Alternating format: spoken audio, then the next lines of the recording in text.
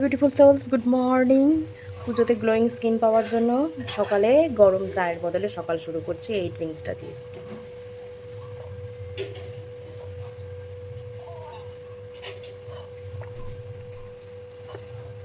খেতে একেবারেই ভালো না, কিন্তু সেই উপরোদের ঢেকি গোলের মতো অবস্থা হয়েছে আমার। যাই হোক, এটা ফিনিশ করি। কে কে বুঝতে পারছো এটা কি, কমেন্টে জানিও। আর আমার কোন কোন সুন্দরীদের এই ড্রিঙ্কসটা দিয়ে সকাল হয় সেটাও কিন্তু কমেন্টে।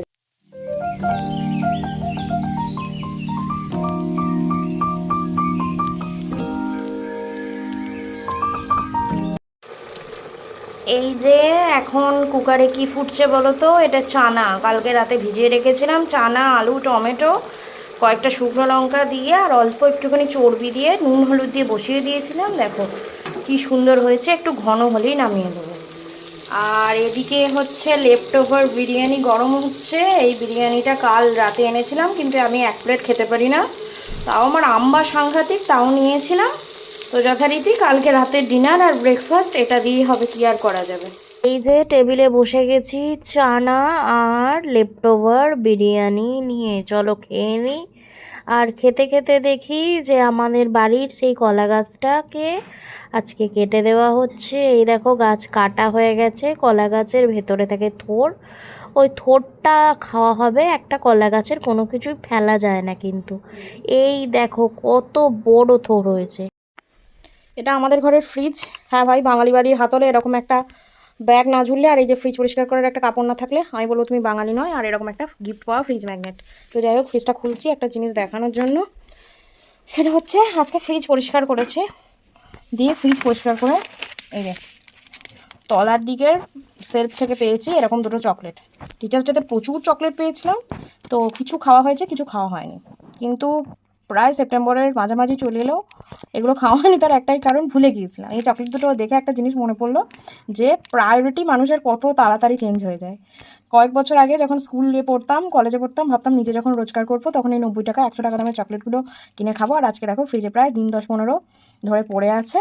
খাওয়া তো দূরের কথা, ভুলেই গেছি যে চকলেটগুলো আছে। আর প্রতি মাসে কিছু তো রোজগার করি, টিউশনি থেকে হোক, সোশ্যাল মিডিয়া থেকে হোক। সত্যি কথা বলতে কি, এখনও অবধি 90 টাকা দিয়ে চকলেট বা আইসক্রিম খাওয়ার কিন্তু স্বাদ বা সাধ্য কোনোটাই হয়নি। আর আরেকটা জিনিস দেখিয়ে দিই, এই সেলফটাই, এই যে এগুলো দেখতে পাচ্ছ, এগুলো হচ্ছে শুকনো আমলকি। আমি শীতকালে এরকম আমলকি কিনে এরকম প্রচুর শুকিয়ে আমলকি আমাদের ফ্রিজের মধ্যে রেখে দেওয়া হয়। নাহলে তো এক্ষুনি বলবে, ইস ফ্রিজটা কি নোংরা, তোমরা কি পরিষ্কার করো না। এই দেখো আমাদের পাড়ার পুজোর প্যান্ডেল করা শুরু হয়ে গেছে। বছরেই একবারই বাঁশ দেখে খুব ভাল লাগে, বিশ্বাস করো। নাহলে সারা জীবনে যা বাঁশ খেয়েছি না, যদি সংগ্রহ করে রাখতাম এক বছর, পুরো দুর্গা পুজোর সারা বর্ধমান জেলার বাঁশের জোগান বোধহয় আমার কাছ থেকেই যেত। তো এবছরটা তো পেরিয়ে গেল, দেখি পরের বছর থেকে চেষ্টা করব। আর এখন আমি যাচ্ছি এই রোদে রোদে ডেলিভারি আনতে। ডেলিভারি এসছে এটা ড্রাইড প্রুনস, এটা ফ্লিপকার্ট থেকে অর্ডার করেছিলাম। জিনিসটা এরকম দেখতে, যাদের কনস্টিপেশন বা হিমোগ্লোবিন কম তারা খেতে পারো, ভীষণ ভালো।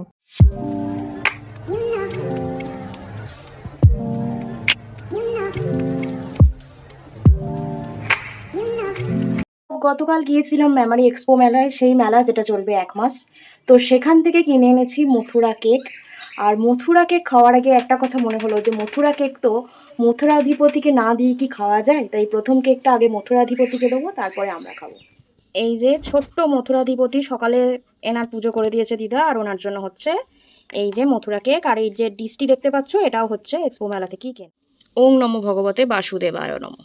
তারা পিছনে নিন্দে করে সামনে ভালো মানুষই দেখায়, তাদেরকে মাছের মতো কড়মড়ে করে গরম তেলে ভাজতে ইচ্ছে করে। এখানে 4 পিস মাছ আছে, মানে এখন আমার 4 শত্রুকে ভেজেছি, ভেজে আবার পেঁয়াজ সর্ষে আদা দিয়ে ঝালও করে ফেলেছি। আজকে দুপুরে ভাতের পাতে আছে লেবু, আলু ভাতে মাছের ঝাল। দাঁড়াও পিসটা একবার দেখিয়ে দিই, না হলে তো আবার তোমরা বিশ্বাস করবে না। এই ওট ওট ওট, অনেক ঘুমিয়েছিস, ওঠ শিগগিরই ওঠ। এই যে দেখো মাছের পিস, একটু গা মাখা ঝোল করেছি, আর সাথে আছে ঘন পুরু মুসুর ডাল ধনেপাতা দিয়ে। ভাত খেয়ে জমাটি ঘুম দিয়ে উঠে এসে এবার তোমাদেরকে দেখাবো পুজোতে আমি এবার কাকে কি উপহার দিচ্ছি। প্রথমেই দিদাকে দিচ্ছি এই যে ইক্কতের এরকম একটা শাড়ি। এই যে ক্যাটালগটা দেখে নাও, শাড়িটা ঠিক এরকম। এই শাড়িটা একটা শর্টসে দেখিয়েছিলাম, এটাও একটা ইক্কত, তবে ইক্কত হ্যান্ডলুম। মিঠাইয়ের জন্য এরকম একটা চুড়িদার আছে, আমি চুড়িদারটার পিক অ্যাটাচ করে দিলাম কারণ এটার ভাঁজ খুলতে চাইছি না, কারণ জামা কাপড়ের ভাঁজ খুলে ঠিক দোকানের মতো ভাঁজটা আর হয় না এটাই। তারপর এরকম একটা সুন্দর কুর্তি, এটা আমার মাসির বড় মেয়ের জন্য হচ্ছে এরকম একটা ওয়ান পিস। এই ওয়ান পিসটা ভীষণ সুন্দর, হাঁটুর জাস্ট নিচে অব্দি যাবে, আর এই যে হাতটা হচ্ছে এরকম বেল স্লিভস।